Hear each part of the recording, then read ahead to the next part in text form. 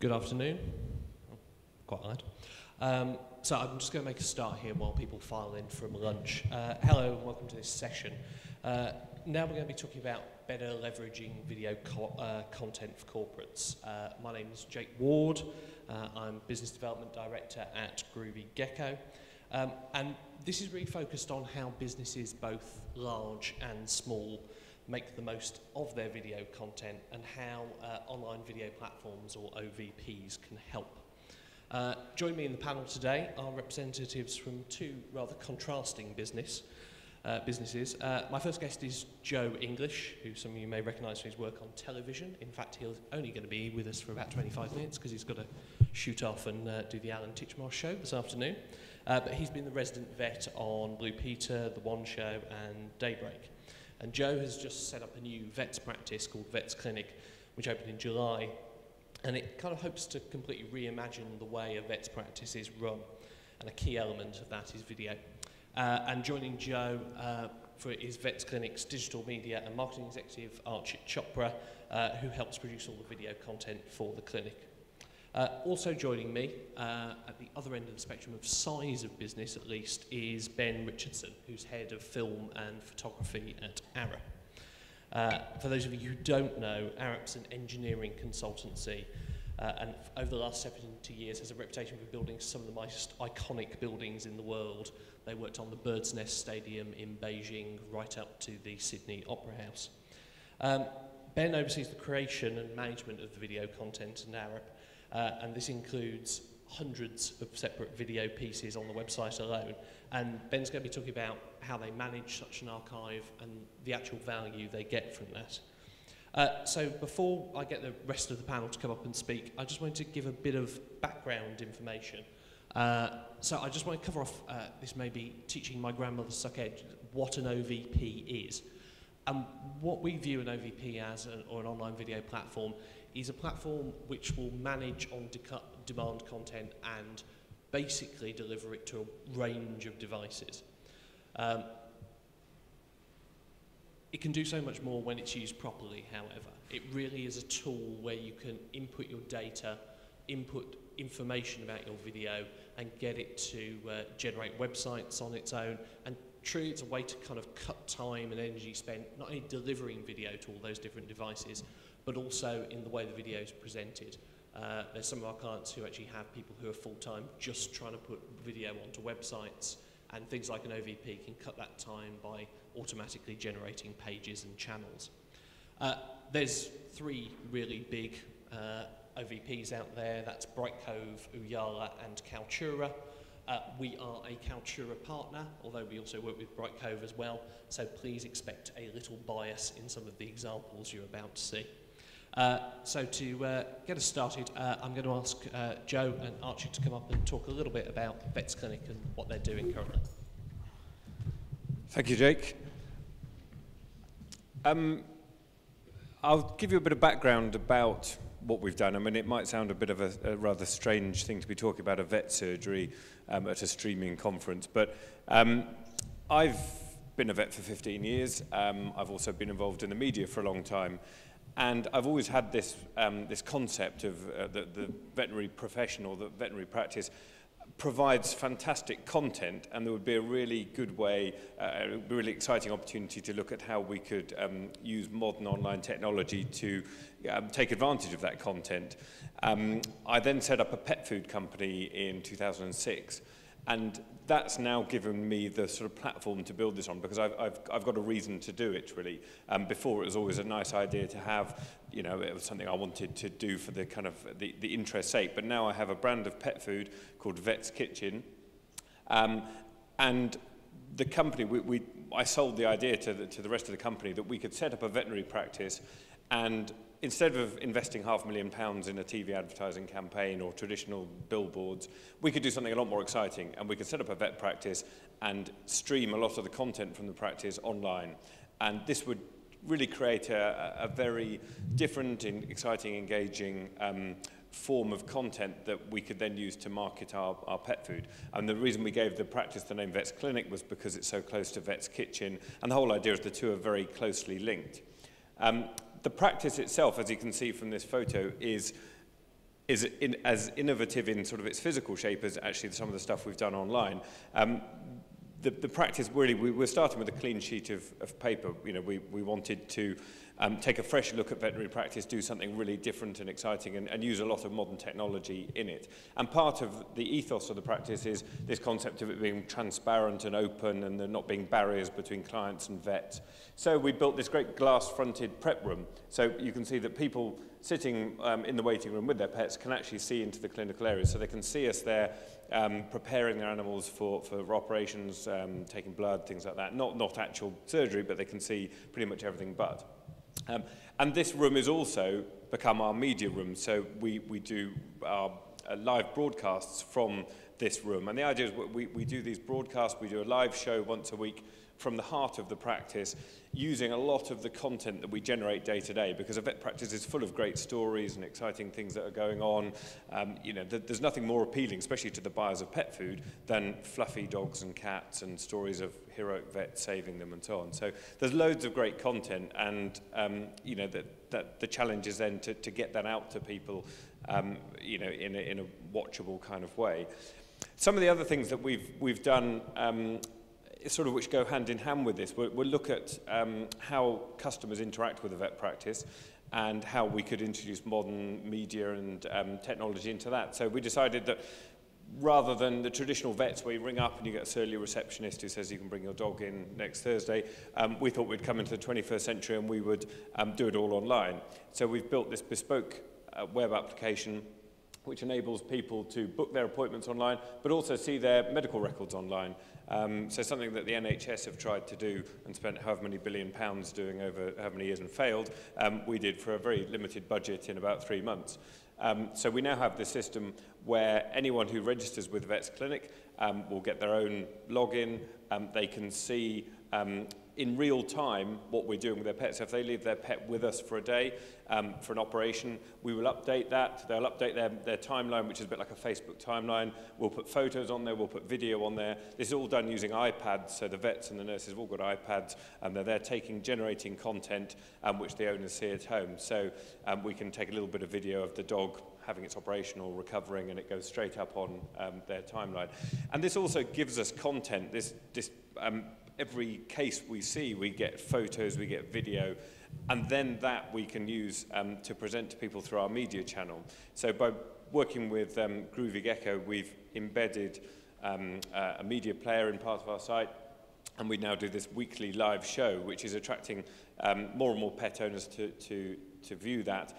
And again, as coming back to the point of doing this, the point of doing this is to help build our brands, to engage with pet owners in a new way, you know, rather than rely on traditional media, which is, you know, I think becoming less effective. As a small challenger brand trying to take on you know, the might of people like Pedigree, we have to do something different. And I think online video really gives us a point of difference over other brands, and the content that we're producing daily in this veterinary practice, you know, is going to produce really exciting and engaging shows for people who are then going to hopefully go and buy our dog food in Sainsbury's. So I mean, that's the kind of the raison d'etre behind what we're doing.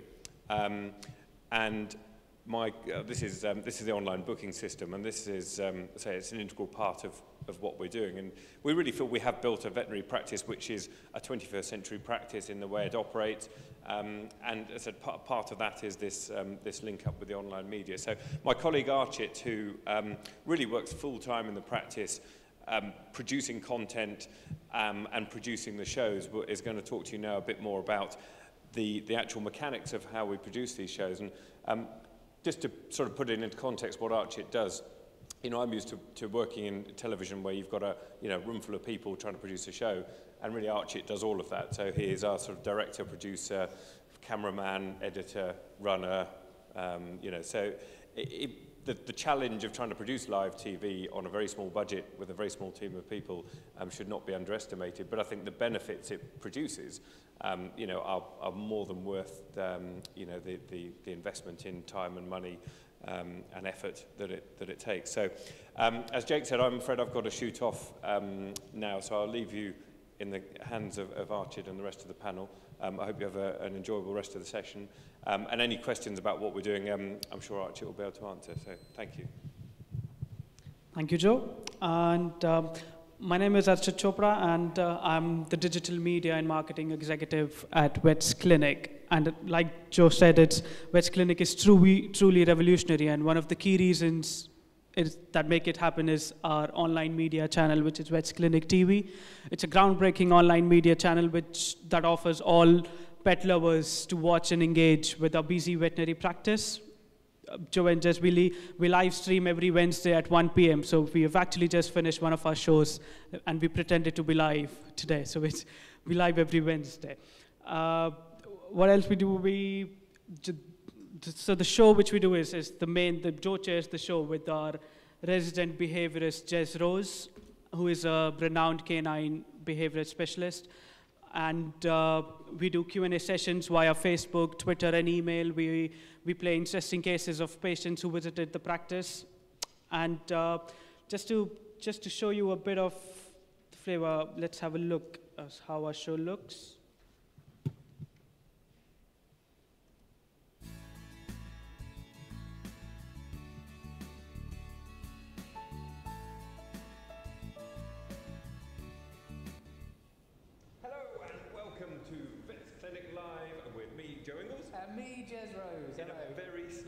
Thank you very much. Very nice. Don't get this ruined. I've got to give it back in the morning. In the morning? Did he say?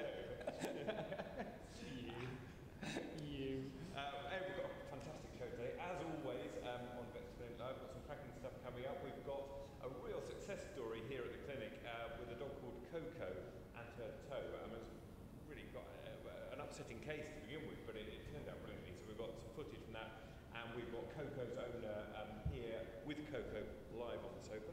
This is Coco. She's a 5-year-old Labrador. She came in this morning. So we play cases of the patients who visited Vets Clinic if they've got toe operations or castrations and things like that. So interesting cases, and build up as a case study, and then we invite the guests and stuff. She's very, very lame on it. So what we're going to do is have her in and investigate this. Well, the good news is that when we got Coco's results back from the lab, they were exactly as we'd hoped they'd be, and it turned out that there was no sign of cancer, and that it was just infection and inflammation in the toe. And I'm delighted to say we've got a fully recovered Coco here on the sofa with us today, and Coco's owner, Emma Housden.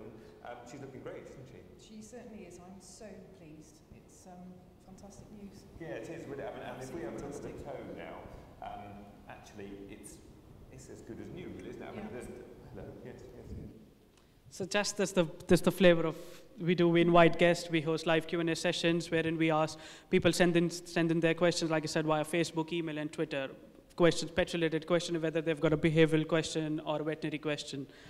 And to set all this up, it was a roller coaster ride, to be honest with you. We looked at different vision mixers, we looked at different capture cards and stuff, but we ended up using Telestream Wirecast. We always wanted something which is easily operated by 1 or 2 people, and we ended up using Telestream Wirecast, and it's a pretty straightforward and easy software to use. You can prepare your shots. You can use audio sync delays. You can have chroma settings, which can be really, really helpful. And then we were thinking, and then we teamed up with Jake. We teamed up with Groovy Gecko, who transcodes our live stream both online and for our iOS devices. And we use Kaltura as well. We are a big Kaltura user, so we use all our online video platform as Kaltura. And basically the whole plan in this day and age of digital media and social networking is just we want to make our content available to a larger group of audience, and through like on all video platforms and to a diverse audience. And to make this happen, we've got a mini studio set up. It's not something massive. It's not something big. But what we do, we've got Wirecast. We prepare our shots. We play our videos. We've got titles. We've got the basic which you just saw. And if you guys want to have a look closely how we operate, you're more than welcome to our clinic in Swindon, and you can actually see how we produce and how we make our shows. And if you're a pet lover, do watch our show every Wednesday at 1 p.m. There's a lot of fun and exciting stuff which we do. So that's about it. Any particular questions? Thank you. Thank you, Archie. And thank you, Joe, in Sorry. absentia. I said we wanted to talk about two really contrasting businesses. So I'm going to ask Ben to come up now and talk about a kind of different end of the spectrum in terms of scale of business, but focusing on some not dissimilar problems, and just talk about how they handle the considerable video they produce. Thanks, Ben. Thanks, Jake. Hello, everybody. This is the...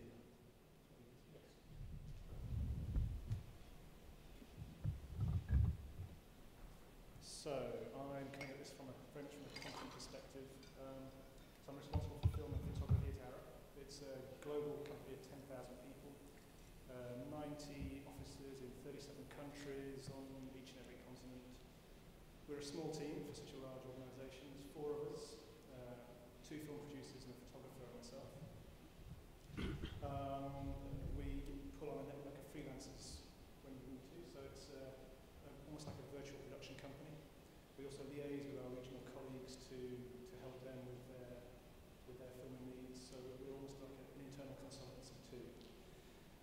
We create a fairly broad range of content, from long-form documentaries, project documentaries, mini documentaries, animations, lectures, event films, project overviews, and films to support bids. We've got 10,000 projects underway at the moment, so we help our engineers to get their message across in bids. We also consult with clients. So an example, we have a Saudi client who's got a project they're doing that's going to take another 2 years to do, and over the course of that time they want us to create a documentary for them. So there's a broad range of film content we all do in-house. For this particular conference and for this particular presentation, I'll actually get my sort of hypothesis up front, which is that for me, having wrestled with the challenge of getting all video content out there to the market, for me now, as the market stands, I don't need to worry about streaming video solutions. Service providers will be being our preferred choice that can handle all of this. For us, it's all about content. Does the content reinforce the brand values? Does it humanize you as a company? Does it tell good stories? So that I think, for me, is the most important thing to get across today. Let me just that. So, for just an overview of how we communicate. So, Arab.com is our major communications channel. We refreshed it 2-3 years ago now. We have a broad series of project information up there. We've got interactive areas, thoughts.arab.com, which is a blogging platform. And 7 months ago we launched video.arab.com, which is a repository for all of our video content. And that's where Groovy Gecko came in to help us to aggregate all of our content, get over the headache that we were having before of quite how to get our content to give a consistent performance through all the geographies we were in. In a typical sort of Arab way, we try to do it all ourselves. It just really didn't work. So thank heavens for these guys. We get 220,000 visitors a month, and this is an example page from videos.arab.com. There are 170 films on there now. They all have a place within Arab.com, so they don't just exist within videos.arab.com. They've all got a page that describes, that gives the context, that gives the additional information.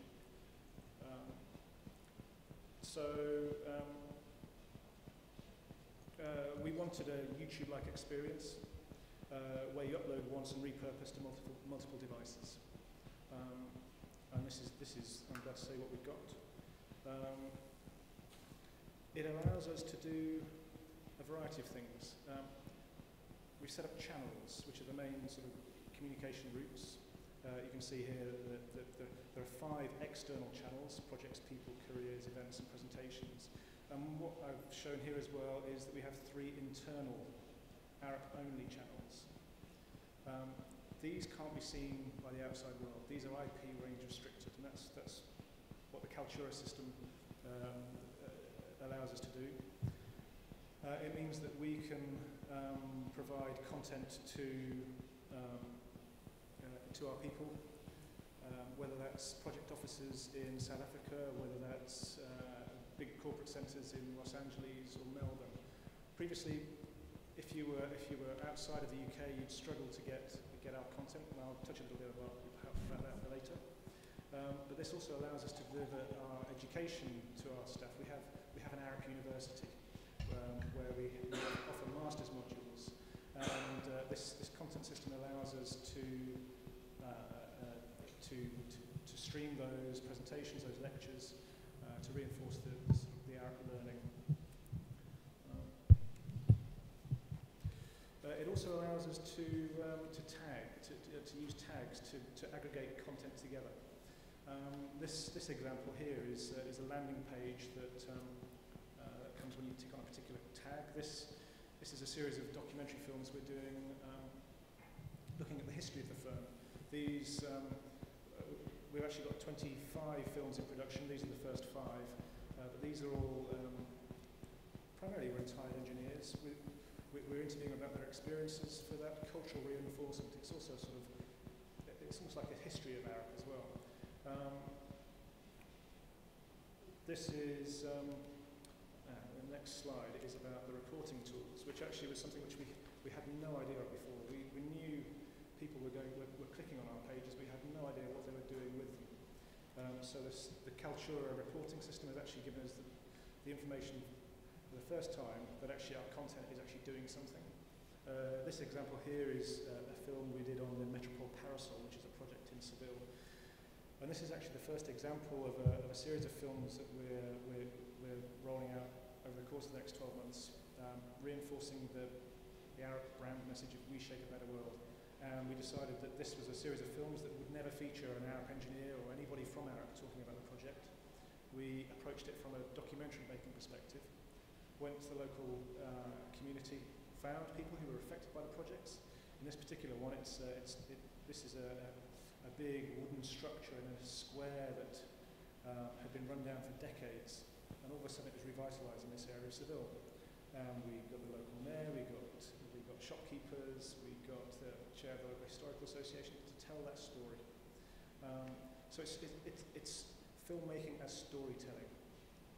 The idea is we're sort of reinforcing our brand and giving a promotional message that isn't us tub-thumping, we're great, but actually getting people who are affected by projects to talk about it. So that's the essence of our sort of filmmaking approach. Just to give you a little bit of a flavour of the challenges we had before, this here is a sort of interim solution which we developed ourselves prior to the Kaltura system, where we could aggregate content together. It required us to do an awful lot of hand coding. This is driven by an XML file that draws on JavaScript, and it was a bloody nightmare. And not only that, it resided on a server in our London office, and you sat in Melbourne, you sat in Perth, you sat in San Francisco, you wouldn't be able to get that positive viewing experience. So it was this that kind of forced us to really go down the external streaming solution.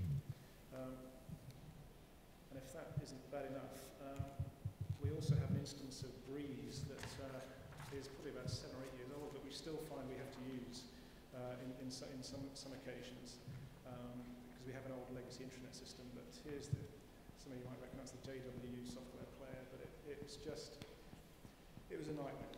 So now we've embraced this system from Ruby Gecko and Kaltura. We've actually got an embeddable HTML5 player that we can stick in our intranet pages and provide that content to Arab staff wherever they happen to be. So that, in a nutshell, is me and Arab. Just to reinforce that for us it's all about content. The streaming side of things is all nicely taken care of. For us, the content, humanising our brand, telling those good stories is what's important. Thanks, Ben. Before I kind of open it up to questions from the audience, I just had a couple of preliminary questions. Raise your hand if you want to ask anything. That I had for you guys, just based on the back of those two presentations. Archie, you've gone from, I think, July, we started doing the streaming together. Can you talk a little bit about how complex it's been getting the system up and running?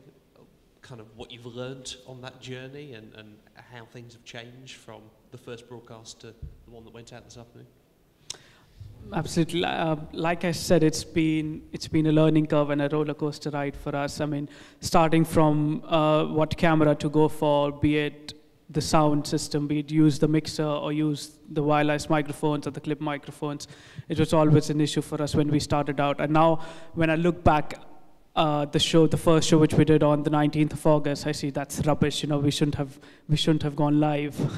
Looking at the quality of the show which we did, but then, like I said, it is a learning curve, and we've learned a lot from there. And I think the idea is if you've got a kit, if you've got a camera, a live streaming software, and you've got a company who can transcode your stream, and I think if you've got a basic setup with you ready, then it's an easy job. But then when you start getting into stuff, it gets a bit tedious. So I think. Thank you. And Ben, one for you. And you basically one of your arguments there, which I will summarise as content is king, and everybody in the room can groan at the use of that phrase. I suppose one of my questions would be, you talked about the system is now pretty much sorted. It's working, it's effective. You don't have problems about delivery that you had before. How do you then use that to build on keeping the content fresh? How do you go about generating stuff that's new and interesting, given technically you've got this problem solved? For us, it's the challenge for us is an internal political one. We do an awful lot of internal filming, which, given the nature of the beast at Arup, where if you're seen to be doing a good job, they want more of it. We have to constantly battle about the balance between externally promotional filming and internal communication filming.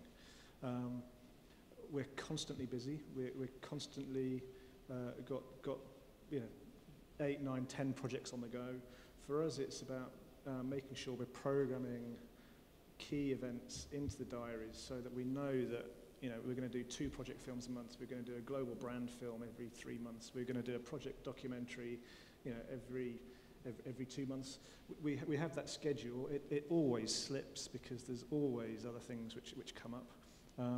But for me, as a former journalist, as a former corporate communications person, and as a former running my own video production company, it's all about the editorial message. And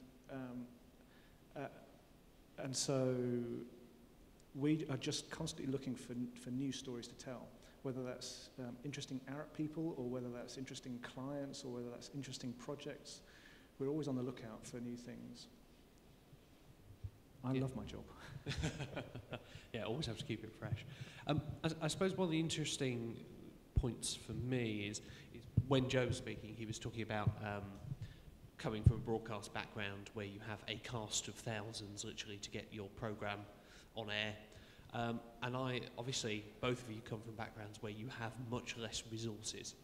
And I was interested to talk about the level where those resources become an issue, what's acceptable to put out, and whether by having something technically that solves a lot of the problems, does that allow you to refocus some of those resources less about worrying about technical issues than actually focusing on the content? And that's for both of you. Yeah, so I'll take this first, because I don't any longer have to worry about the delivery side of things, as in delivering the film to our audience, because that's just taken care of. But I'm always worrying about the quality of what we put out, because we're always time and resource stretched. And so there's always a balance between have we filmed enough? Have we really nailed the story? When's our deadline? Do you know what? Get it out. It's good enough. you know, there are also projects which have the benefit of being longer burning. A project I'm doing at the moment on, it sounds a bit morbid, but it's the 20-year anniversary of the death of one of our most eminent engineers, and we're doing a retrospective of his life. And this is a project where we can actually go and we have interviewed, you know, Lord Rogers, Renzo Piano, Amanda Levette. These are big architectural names.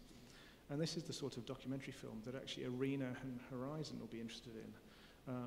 You know, that sort of project is a real sort of blessing, because you can throw time and money at it, and you know you're getting a good editorial product, and we know that we can get it out there.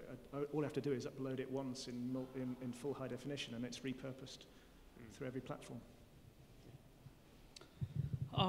For us, there's always a pressure of when we're going live. The content is there. We do a theme-based show every week. So what we do, once we've got a live dental practice, which we show live, or we've got a fireworks, which is going on these days. So if we've got a theme-based show, the content has never been an issue for us. We've got content, and then Wirecast helps a lot. We can prepare our shots in Wirecast, and we can just do transitions and just play one after the other. But what happens is when we are just ended up with one person around that area, we need to make sure that the guests are lined up and they can, you know, they're around the area to come into the studio. We need somebody constantly to check the sounds and everything. So the technical bit gets into a bit of trouble, but otherwise content and everything is. So does that make another one of your roles, stage manager, stage runner, stage manager, and everything? And the next big thing I think which we're doing now is in 10th and 11th of November, there is Discover Dogs at Earl's Court now, and what we plan to do is do a live Q&A from Discover Dogs. People will be asking questions, and Joe and Jess will be at the practice answering them live. And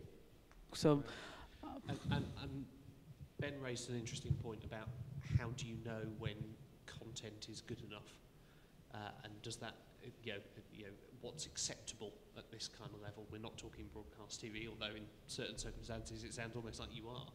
And you also reference the fact that first show you look back on now and think that's pretty basic, and we've evolved it a lot in just under 2 months. 2 months.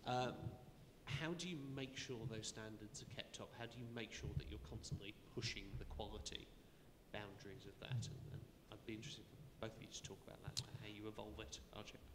Just the content bit, the quality which I meant from a first show was only from the technical point of view. The content which we had was amazing, it was fine, but then the technical glitches, there was sound issues, there was camera issues, we didn't have the right people at the right time. So, and there was always a pressure of going live as well. So we ended up in about, and then when I look back, I see, you know, we have come a long way now. We've got this proper camera, we've got a proper microphone, we've got a proper kit.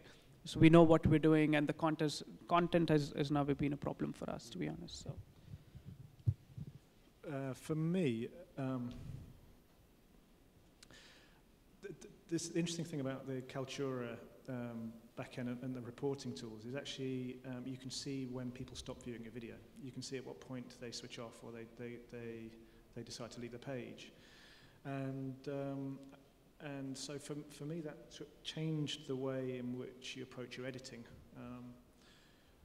To a degree, on app.com it doesn't necessarily matter, because the films always exist within a page, so they always have a context, they always have an Arab context. But with the film I mentioned about the Metropole Parasol, we kept the Arab presence in it so low key that it only appeared at the end, right? And we'd actually, it went viral on YouTube before we put it on Arab.com, and so actually, when it exists on an architect's blog, or when it exists as it did on many foreign language blogs to do with design and engineering, you know, the fear is actually that although it was great that many thousands and 20,000 people saw that film in a space of about 3 days, which for us is enormous, but I just wonder whether they actually got to the end to see the Arab branding. You know, in that instance, our storytelling was so subtle that maybe it counted against us. Yeah, a difficult call on that one. I suppose that neatly leads on to kind of return on investment, and kind of how do you make the case? I think, Ben, you mentioned you didn't really know what that kind of interaction was before the system came in. And Archie, I'd be interested to hear about how, Joe touched on it about the brand value and building the brand, but how you use those metrics to kind of make a case for why you should do more. Well, it's interesting because Arup is not a sort of typical organisation in the sense that it is a professional services firm in the same way that the PwCs or KPMGs are. It's a form of partnership. It's actually owned in trust on behalf of staff, much like John Lewis. And it doesn't have big central budgets. So we as a team we don't have a big budget to play with, so we're limited in our output to really what we can do ourselves. So as long as we are putting out decent quality content, we're actually not interrogated that much about investment. We make our case up front, and then we're not really scrutinised to the degree that might happen in other organisations. Our scrutiny is actually a budgetary one, which is we always want more budget, we always want more resource, but you never get it. Sod's law. So is that a question of almost thought leadership's sake? You need to have that quality content out there because that's what's expected of Arup almost. And engineers are classic in this because they're paid to have an opinion, right? And so our content has got to be a sort of opinionated. And as long as they can see that they're getting opinionated content out there, then they're broadly happy. If that makes sense. Yeah, absolutely. And Archie, what about ROI from your side? It's just getting the good quality content out there first to let the pet lovers enjoy. If somebody's sitting at home and wondering whether should I get my dog castrated or not, they can log on to our TV channel and see, get the expertise out of from Joe and from Jez and from the other veterinary, the guests which we involve. And then we can, later on the stage, we can always, as an ROI, we can go for companies who can sponsor our TV channel and maybe get a bit of money from there. But yeah, as of now, we're just focusing on getting the right content and quality content out and people, and just build up an audience first, so that it should interest people, and then we can pitch, maybe go forward. Okay, interesting. I suppose unless anybody's got any questions, I was just going to wrap up with my final question, which would be, sorry, did we have a question in front? Yeah.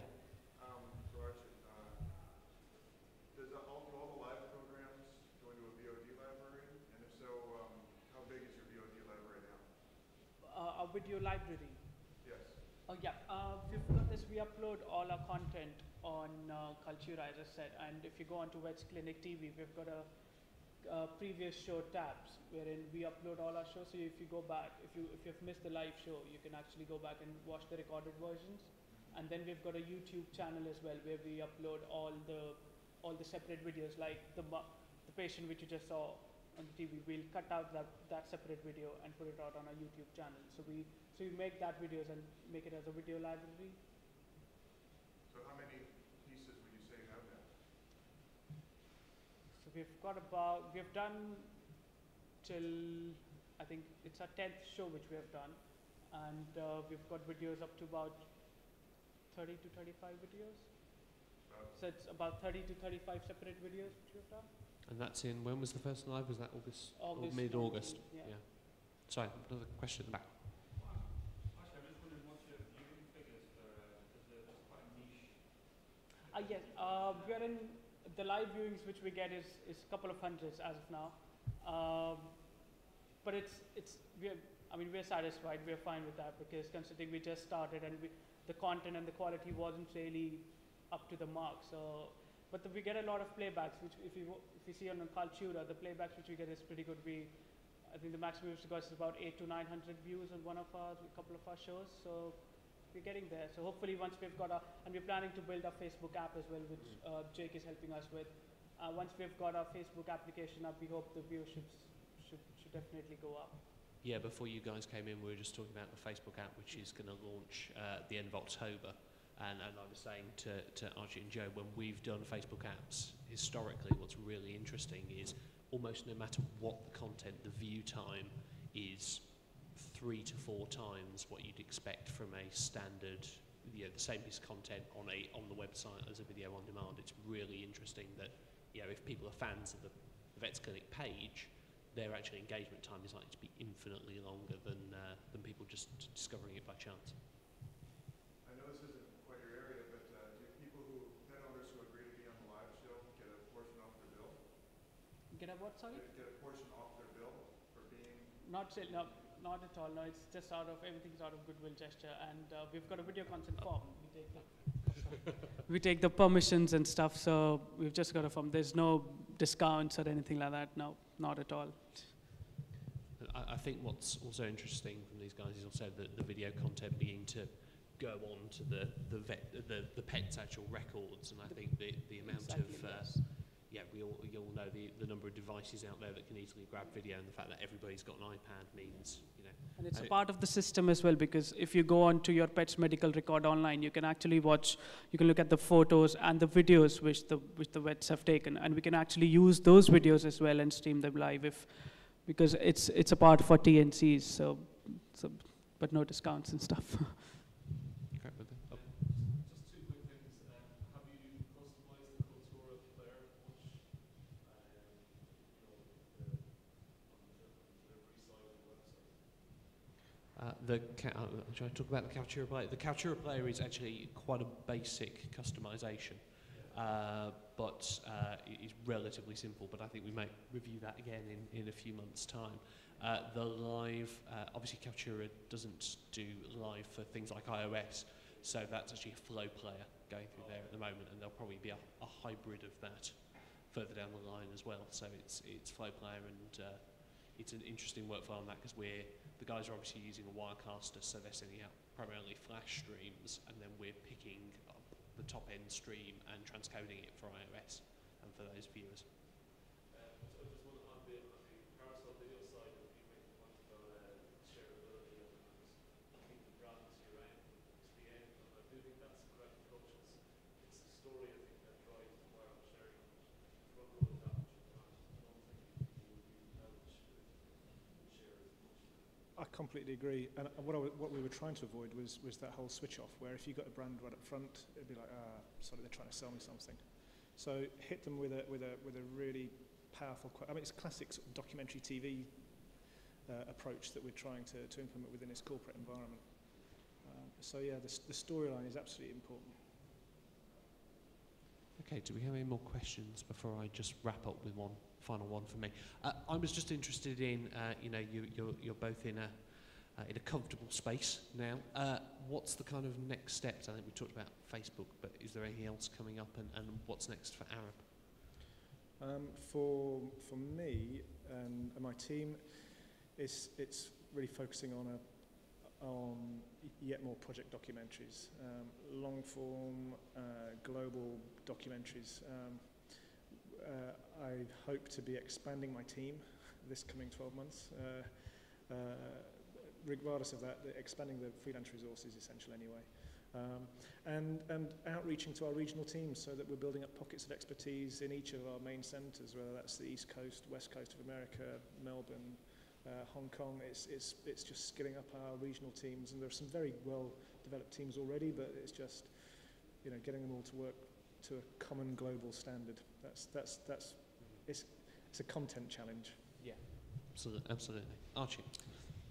So next big thing, as you said, the Facebook app is coming up for us for sure. And then, like I said, we're doing this Discover Dogs thing, which is quite going to be something. We're going to have a Skype video call, and then we're going to stream live and see how the logistics work and everything. And also, the next step is we use a single camera at the moment. So we really want to do a multi-camera, have like 2 to 3 different cameras in the studio, and maybe do different streams and things like that. So we're really hoping to build from the technical bit and have a different variety of shots, different variety of cases, and different variety of guests and stuff involved. I suppose that goes back to the content and making it the best it can be. The best it can be, yes, definitely. There's a sentiment to end on. Thank you very much, Ben and Archie and Joe in absentia. And thank you all for turning out. Thanks.